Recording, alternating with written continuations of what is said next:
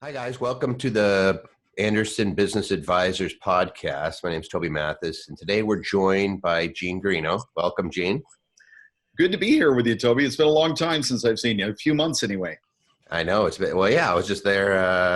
I guess it was a couple of months ago. Yeah. I was talking at one of the awesome residential assisted living groups. So, yeah, I love the fact that there's so many people getting into it. And hopefully today we can spread some light onto this topic because it's sorely needed. It's one of those areas in the country that not a geographic region, but an actual, like, this is an aging of America, and this is something that's very timely. So I'm excited to talk about it.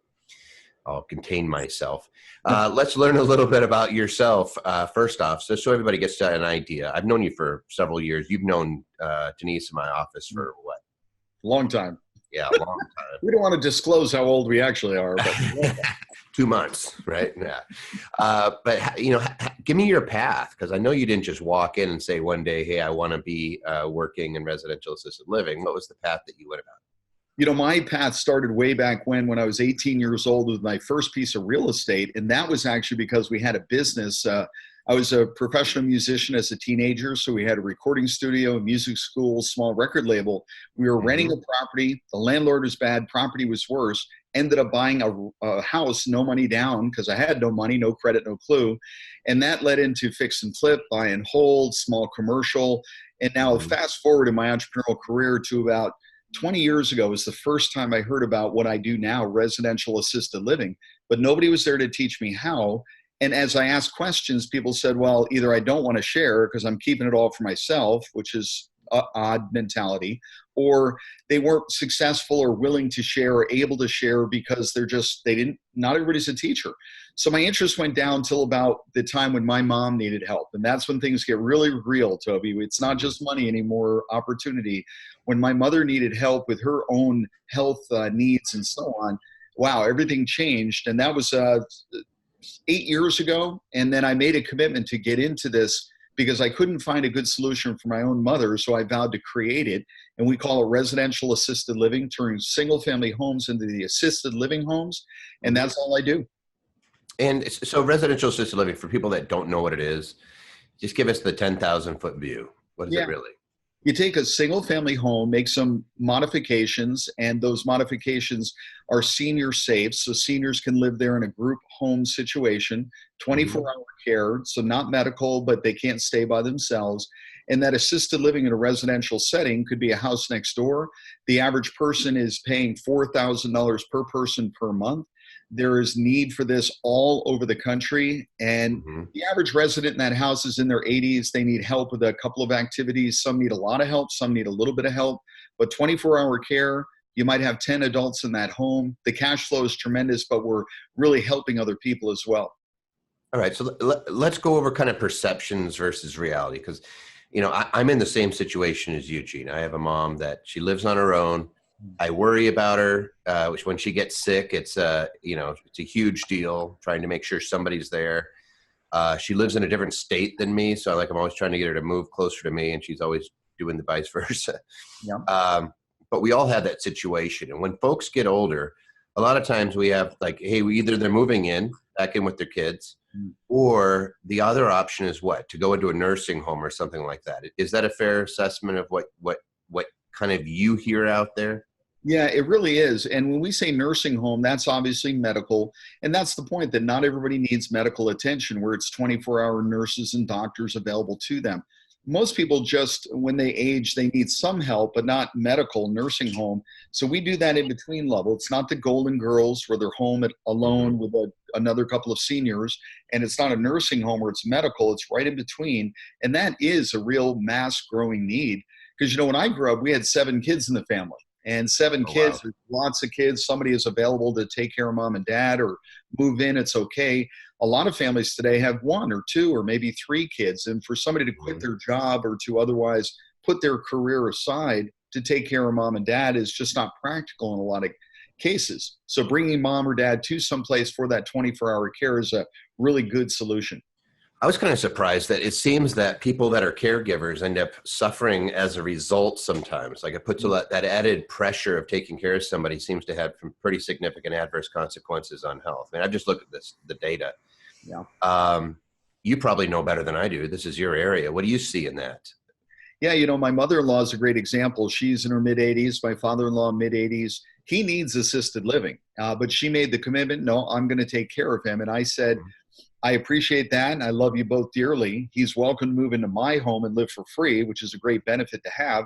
But if you're going to take care of him, I just, please be careful, because she's taking care of him. There may be a time where maybe he falls. She reaches down to pick him up. Next thing you know, she tweaked her back and is lying in the bed next to him.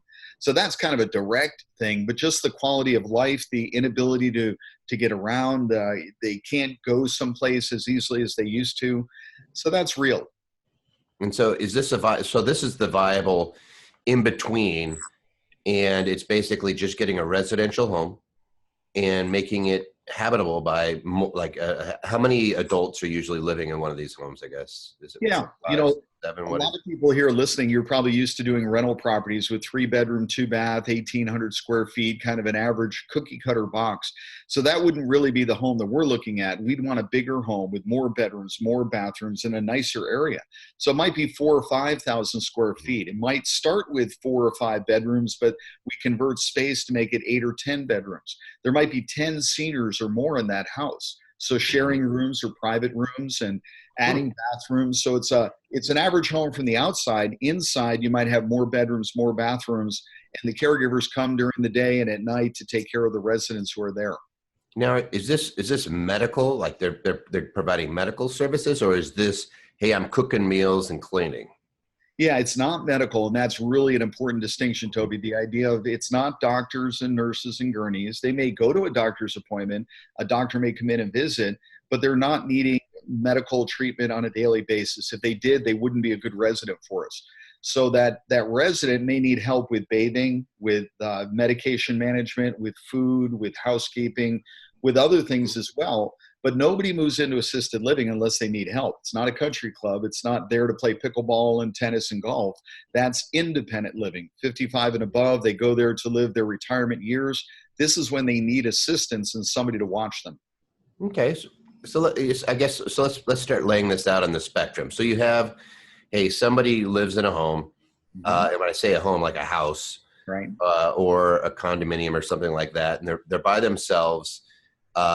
They always have the option of going into these adult independent living facilities. I've seen them in my backyard where people go and nobody's really checking in on you. Like you probably have friends in the neighborhood, but then this is going on this is taking it to another level. Is what happened when somebody really does need to have somebody checking in on them on a daily basis. Maybe it's to make sure they've taken medication, make sure they've eaten, make sure they're able to take care of the premises. Yeah. Like mowing the lawn and cleaning the house type stuff. Well, and it's usually even a step above that, because the average senior wants to live in their own home forever, or as long as they possibly can. The average kids, you and I, are going to take care of mom and help them live in that situation the best they can. The problem is when we get to the point where you and I both travel a lot. So if mom has a situation, she can't just call us and say, can you stop over today? Just can't do it. Even if you live close by and you're saying, well, I work a 9 to 5. And now I'm going to stop over after work. That's one thing. But what happened between 9 and 5? Did she need any help? So again, it is in between those, that independent living, they're on their own, and a nursing home where they need medical. It's in between there. But these people tend to need more help than less help. And usually it's an incident. Nobody moves into assisted living. It's usually an incident. Somebody fell. They go to the doctor. The hip isn't broken, but the doctor or nurse or the caseworker says to the family, she could fall again. He could fall again. Who's going to stay home and watch him? And that's where the conversation begins. Wow, can't give up the job, got to watch my kids and so on. So now it's either hire somebody to come into the home while you're not able to, or bring mom or dad into a facility, is what you would call a big place, or a residential assisted living home. Now, I'm assuming that this is timely. Like this is something that is really needed. Do you know the numbers on how many people are going to need this? Because it seems to me like you're at home, maybe you hire in and have somebody that comes in and visits. And I know that's expensive because I've actually done that with my mom. She had the flu and, had somebody there making sure that she was taken care of. My parents moved around, so we're not in the same state. I do have a brother that lives near, but we had somebody come in and just visit and stay with her. So there's that. And then there's something else, what you're talking about, residential assisted living, where now you have multiple people and you have a set of eyes that's on them. Right. I'm not, it's not 24/7, right? These people are there. It is 24/7 care. 24/7? Oh, wow. Yeah, so there's caregivers during the day. So here's how it would typically work. There's, let's say, 10 residents, and there's two caregivers during the day, and at night there's one caregiver. And that caregiver at night is awake, and they're cleaning the house and taking care of any residents that get up in the middle of the night. But 24-hour care, not nurses, not doctors. These are qualified caregivers according to whatever the state's requirements are. Most states are pretty low. Our personal requirements for our training in our homes is very high. We want them to be really good caregivers. So they're being taken care of 24/7. All the food is supplied. If they need help with bathing and so on, everything from top to bottom that they need. The kids, you and I, will come visit, whether it's once a month or once a day. Just come and visit for a few minutes or hours or the whole day. Some of our homes even have extra rooms so that this way there's if you're from out of town and want to stay and see mom, you can stay right there and eat dinners and meals with them as well. So it's a real home, not a hospital. It's a home, not a big facility. It's a small group, and the caregiving ratio of 5 or 6 to 1 is the highest in the industry. Okay, and so I'm starting to get my head around it. So for somebody that's looking at this, like I'm assuming that this is a great investment opportunity. And that's why you're going into that realm, is to fill a need. And how strong is the need? I guess I want to nail down that. Like, do we have numbers on this? You mentioned the numbers. So currently there's between 77 and 79 million baby boomers, people born between 46 and 64. Some people have passed away, but people have moved into the country to replace them. That means there's an average of 4,000 people every day turning 85 years old. And if we say that's the median age for somebody to go into assisted living, not everybody who turns 85 checks into assisted living, but 4,000 a day, that's 1.4 million people this year and every year for the next 20 years are turning 85. Every year, hundreds of thousands of those people will need help with this. So the need is off the chart. The rooms are full. There's no room in the inn. It's a crisis for those who don't have resources. And it's a real opportunity for entrepreneurs. Yeah, you mentioned $4,000 a room. That's a private room. Well, actually, that would be the average, and that includes Medicare and Medicaid, which we don't deal with. Private pay, which is the kids or the individual paying for with their resources, all the way up to long-term care insurance, and then the top of the top. So 4,000 is really average, and most of the people in our homes are $4,000 to $8,000, kind of that upper middle, not the top. But that's a lot of money, and that people don't realize that that's what it costs. And it really comes out of the everything that somebody has accumulated, that you've worked with them as an organization to protect those assets. But now they are in their last few years of life, and it's being liquidated. So their house is being sold, their pension is being absorbed, Social Security, stocks are being sold, and all of that is going away at $5,000 a month to take care of their long-term care. So I do want to make sure that everybody understands that there's really two opportunities in this. One's real estate and the other one's business. And the real estate is great because you can own the home and lease it to that somebody else. So that operator of that care home. And if you do, they're going to want a 5-year lease or a long-term lease. You're going to get kicked out, which is good. They're also probably willing to take care of a lot of the basic maintenance, have a long-term have a home warranty policy for the big maintenance issues that come up, but they're also going to be willing to pay higher rent. So higher rent, why? Because they're going to be making so much money. So you could just do the real estate or the business, and the business is really where the money's made. Because out of that $4,000 a month, if there's 10 residents, $40,000 a month, your net on that should be between 20 and 30% of that gross income. You know, so $8,000 to $12,000 on that average home would be a good number to look at. So if you own 1, 2, or 3 of those, and we call that a 3-pack, that, you know, $10,000 a month times 3 homes can be very, very significant. We're all going to get involved in this one way or the other. So right now, anybody who has a parent of age, I'm in my 50s, and that means parents are typically in their 80s and 90s. That's a parent of age. If all of a sudden it's just, bam, we need to move mom into a home, that could be $5 or $10 grand a month just being sucked away from your future inheritance, where if you had one of these homes today, they can move into the master bedroom and live for free. Does long-term care cover some of the expenses for people, or is this something that's coming out of pocket, insurance, anything like that?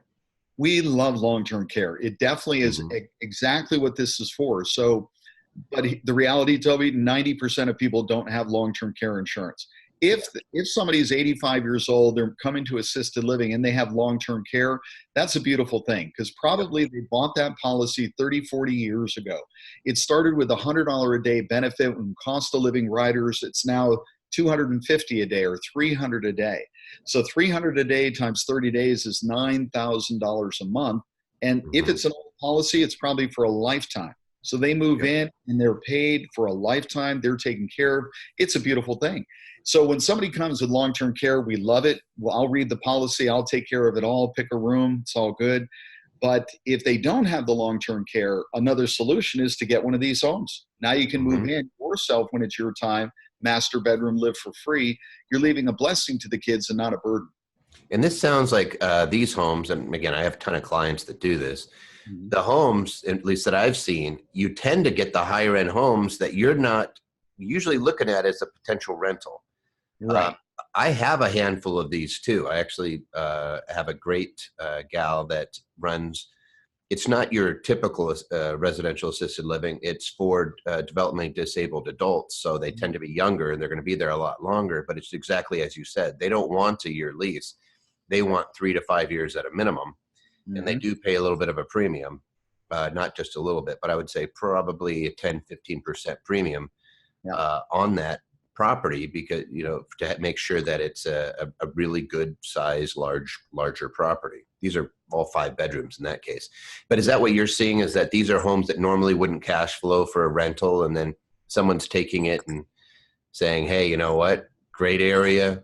Maybe they're in a golf course community or something like that, and like, let's make this into something where it's a premium. Yeah, you know, in the industry, what we do would be considered luxury. And that you have to take that word with a grain of salt, because that means different things to different people, right? But when we say luxury, this is not warehousing grandma. It's not 150 seniors together in a big converted hospital, or even a brand new facility that looks gorgeous that Brookdale or Sunrise or Altria has built. It's a house, a home. So we like bigger homes in much nicer areas. And that home itself is then going to have the conversion inside. And everything, if we make it nicer, now somebody who has money and has the ability to pay for mom and dad's care, they're going to come in and say, yeah, I'm willing. You know, I rarely do tours of the homes to help, but my manager needed help and I'm in town. So she said, hey, we've got somebody who wants to come back to see the house for a second time to do a tour. And I said, I'd be happy to do it. So ran out there, met with the wife of the resident, met with the daughter and son of the resident, and gave them the tour of the home. And the reality is, you know, when I'm saying this room is $5,500, like, okay, no problem at all. This room's $7,500. Well, the budget's not the issue. That's the kind of clientele you want, where it's, we love dad, we love my husband, we want to take care of them. Money's not the issue. As opposed to somebody who's saying Medicare, Medicaid, or whatever the state can do for mom. Then it's almost like Section 8 in senior housing, and that's not horrible situation to be in too. That's got to be like really feeling. Yeah, you're going to end up in a box, right? That's going to be the situation for some of those folks, is they're going to be in these. It's that. It is, whether it's big or small. Even a lot of people who run these homes do a mom and pop model. It's a small home. The kids move out. They say, we'll stay in the back bedroom, and you and me, the husband and wife, will partner together and be the caregiver and the manager and the cook, the baker, and the candlestick maker. And that's not a business. That's something that owns you. You don't own it. So we don't do it that way. We pick the right location. That's number one. The real estate can be scraped away and rebuilt or remodeled. Like you mentioned, a couple of clients that you have, they did a gorgeous place in Kansas, and it's just beautiful. I mean, it's everything you could think of, first class. And I loved, because I went out there for the open house to see it. It's just perfect. But a beautiful place, a beautiful location. So when the kids come, 50, 60, to say, the house is almost inconsequential, Toby. It's, are they going to love mom? Is mom going to be safe? Is she going to be well taken care of? That's what matters, not how nice is the furniture and do you have, silver teacups. That's not it. It's the caregivers, the quality of care, and location and price. And then, how nice is the house comes after that. I think you once said it's the houses you don't want to drive by, right? You'd want to drive to. There you go. I love that. And the I stole that from you, Gene. I love it. Take them all. Yeah, no, but I think there's a lot of truth to that. As you sit there, you go by some of these places and you don't want to stop at them. You look at them and it looks like a prison. Yeah. So I've always, I tend to value independence, and you want to value that your parent is actually getting some one-on-one help. It doesn't have to be a parent. It could be a spouse. It could be, Right. in some cases, even children. And you're looking at it saying, I want to make sure that there's someone that's caring for and Yeah. giving them attention. And some of those places scare the pants off me. Yeah. What's the worst thing you've seen somebody getting into residential assisted living? Like, what's the big mistake that you see that you're going, no, please don't do that? It's so common for people. We own and operate, but we also train people how. So sometimes people call us and say, I bought a house and I think it's perfect. And I'm like, that's not typically a good way to start the conversation, because what they think is perfect is probably not, because of location, number one. But very commonly it's like, hey, I got the house for free and it's 3 bedrooms, 2 baths, and I'm just going to start here with 3 seniors in it, or we'll put 2 in a room and there'll be 6 seniors in it. Mm-hmm. It's difficult to do this from a cash flow perspective with 3 or 4 or 5 or 6 seniors. Really, you want to do it in a home with 10 or 12 or 15 or 16. I know that sounds like a lot, but it's really not in assisted living. So the location being wrong, where it's maybe a perfect house, but it's the wrong location, nobody's going to drive to it. That's absolutely mistake number one. 2, the house is too small or inappropriate. Maybe it's a 3-level townhouse, and they're like, oh, it's downtown, it's right near the library and the hospital and the grocery store. So all these grandma, no, they wouldn't be in assisted living if they were walking to the library, okay? 3-story townhouse with 600 square feet on each level, not a good thing for assisted living. So it's location 1, the wrong real estate 2. And then I'm going to throw in one more, because you've been to our training, so when we do it, I start the whole thing with, is it okay with you if I share the good, the bad, and the ugly? Everybody says yes. So I love sharing that. But I think the other thing is people who say, I'm going to be the fill in the blank, manager, caregiver, handyman, whatever. Don't do that. That's a big mistake. If you start off that way, it's going to be really hard for you to get out of that mold. You got to start with, I'm hands off. I'm going to hire the right people, empower them, give them the tools to be successful, and then do your part, which is to go get the second location, the third location, while they're doing their part, which is the day-to-day. And have you seen, is it usually the person that's good with the real estate is also a good operator, or vice versa? Or do you find them to be very different skill sets? Different skill sets. Yeah. I was going to say, you and I travel in the real estate realm a lot and talk to real estate entrepreneurs a lot, but the real estate's the easy part of this. It's the easy part of it, because you can find it and fix it up and scratch it away and build it again. It's the human part. So the manager, the caregivers, the residents, the family, that part is where you really make the big money. I gave you some facts and figures, the idea of 20 to 30% of that gross income. So that would equate to a 20 cap or a 30 cap. In apartments today, if you're getting an 8 cap, you're wetting your pants. You're thinking you're doing great. A few years ago, that was like, no, do it for that. So when I say 20 cap, that's incredible, but that's because there's a lot of moving parts. It's not just real estate. Real estate's the easy part. It's important, but not nearly as important as the business part. Now, I've gone and spoken to several residential assisted living associations. Tell me about yours, and where it is and what you do, that sort of thing. We have, because we're kind of the nexus of everything in regards to residential assisted living, we've actually formed the National Association. So it's RAL National Association, and RALNA.com is the website for that, where now homeowners from across the country can join. So we've gathered together to have the power of group buying, group lobbying, and then national marketing. So that's really the impetus for it. In the handful of states right now, meaning about 8, I believe, so maybe a handful and a half, have an organization that's a state organization where somebody can join. Our mission is to bring all of them underneath our national group, and then create groups within each state so everybody has representation nationally and locally. That's really important. Like, you're in Arizona, right? Correct. And how many homes do you have personally in Arizona? I personally own and operate 3 homes myself. I'm invested in a number of other homes here, and then invested in many projects around the country. But I own and operate 3 myself here. And is the licensing different in all states? Like, are there some states where it's easy, other states where it's a pain in the tush? Yeah, every state's different. So there's rules and regulations for each state. It's not federally mandated or controlled. It's always state. And then it's local. So Phoenix is Hmm. different than Scottsdale, and Dallas is different than Houston. So every location is going to be a little bit different. There's some generalities of do's and don'ts and what you can and can't do, but it is always local. It's done in a residential setting. We've learned how to get past homeowners associations and speak to boards. The Fair Housing Act works in our favor in this case because you can't Hmm. discriminate against grandma. So we've really gone through a lot of detail over the thousands of students we have across the country. Yeah, tell me about that. So if somebody's looking to learn about this, what are the options out there? Because I've known you for quite a while, and you were the one that I learned, like, heard about this from, and I didn't see many options out there.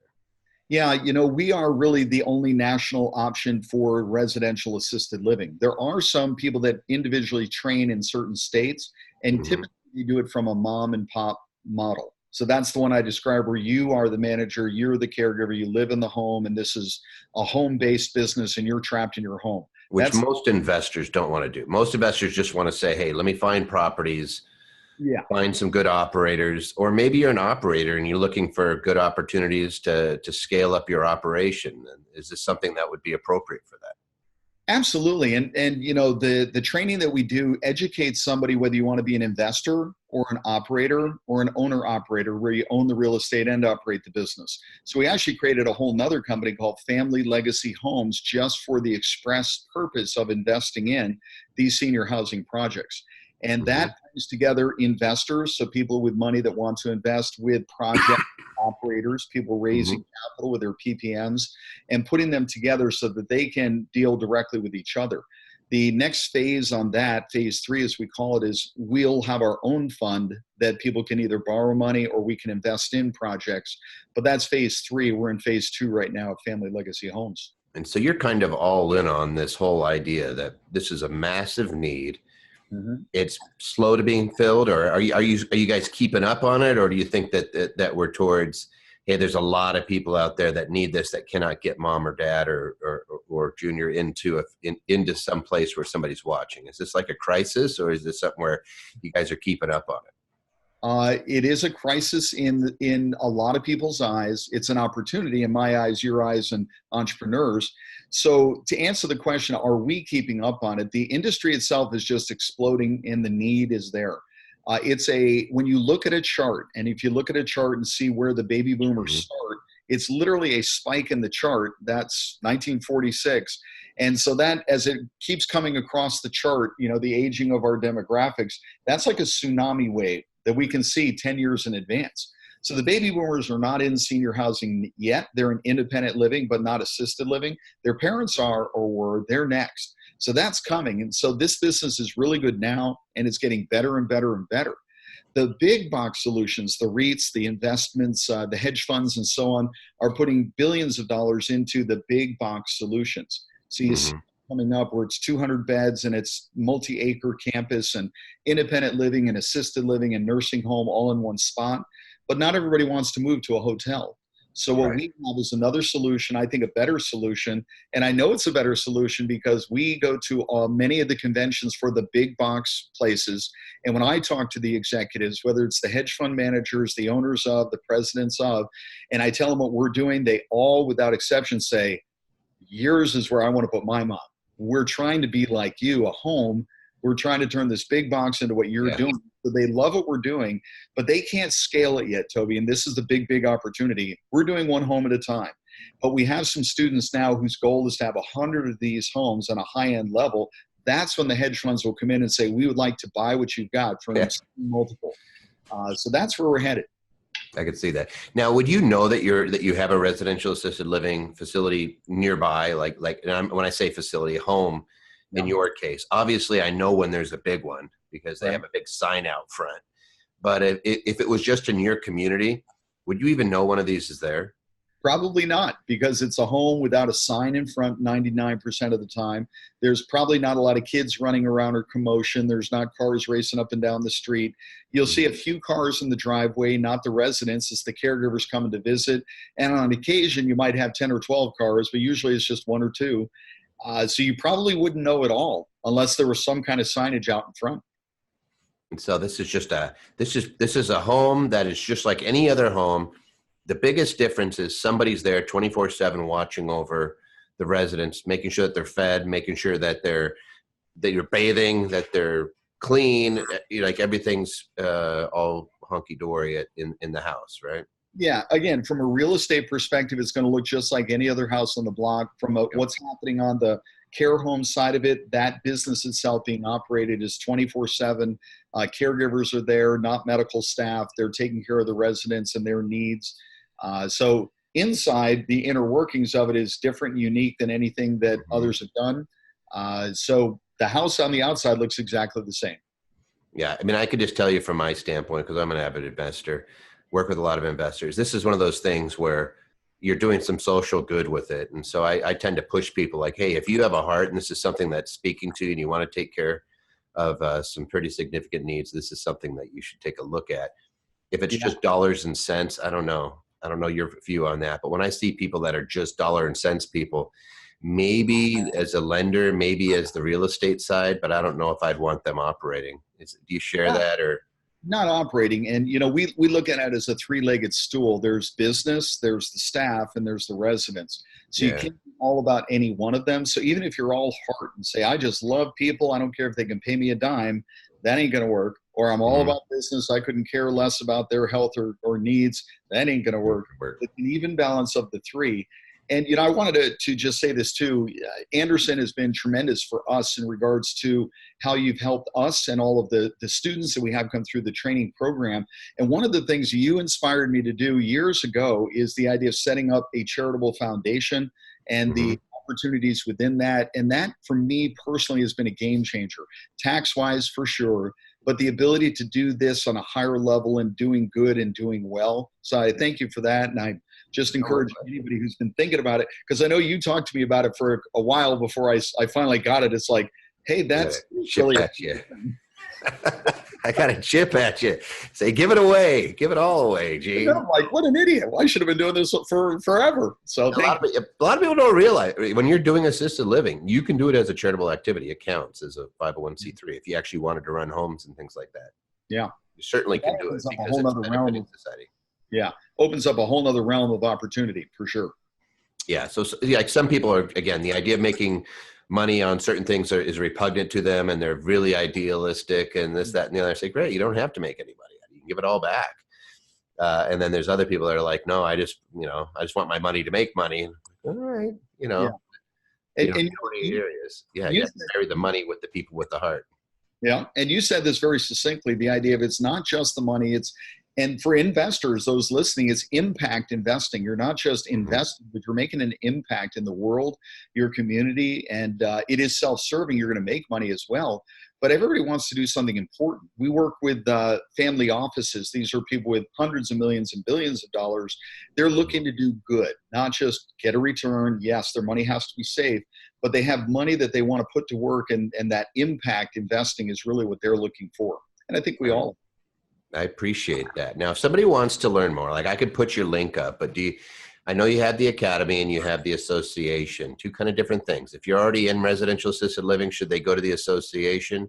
And if you're not, then you should go to the academy, or what order, and should you do both? And I know you're going to put a link in up there, and I've got a free book for those of you who do go to the link. You'll be able to download that as well. Perfect. You can also go to Amazon and buy it. I'd be happy if you did that, but download it. It's free. Toby will hook you up with that. Go to the show notes. What's the book? It is called The Insider's Guide to Investing in Senior Housing. So from an investment standpoint, it's a good resource, a tool.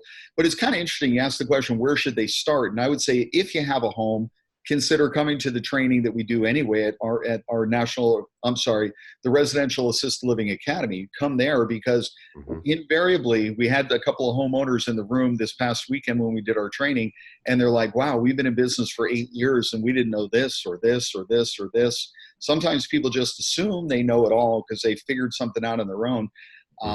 If you're thinking of getting in, absolutely come to the training, because there's so many mistakes you can avoid that'll save you time, effort, and money. But if you are already in the industry and think you know it all, go to the National Association, because group buying, the national Mhm. lobbying, the national marketing. We have a map. We're showing you homes around the country. Love to have your home there so we can bring some business your way. Family legacy homes if you want to invest, but that link will get people kind of there to all those spots. Perfect, Gene. Hey, I really appreciate your time. Is there anything else you want to throw at him, or is that good for you? I just want to encourage everybody. You're always looking for something in life. And I think you came here and listened to this because, yes, you love Toby's voice and you love Yeah. his word of wisdom that he shares with you. But you're looking for something meaningful and something that gives you passion. So find that, your why and what gives you passion, and then go for it 150%, whatever it is you're going to do. And I just know for me, I found it. The radio show that we had called, the second win success. I think a lot of people my age are looking for something more meaningful to put our time, effort, and money. It's I not just agree. success, but it's significance. We want to do something. There's a huge need. We're all going to become a part of it. So you're going to get involved one way or the other. You decide how, but I'll give you the resources you need if you'd like them. Well, I certainly appreciate that. That's enough said from me.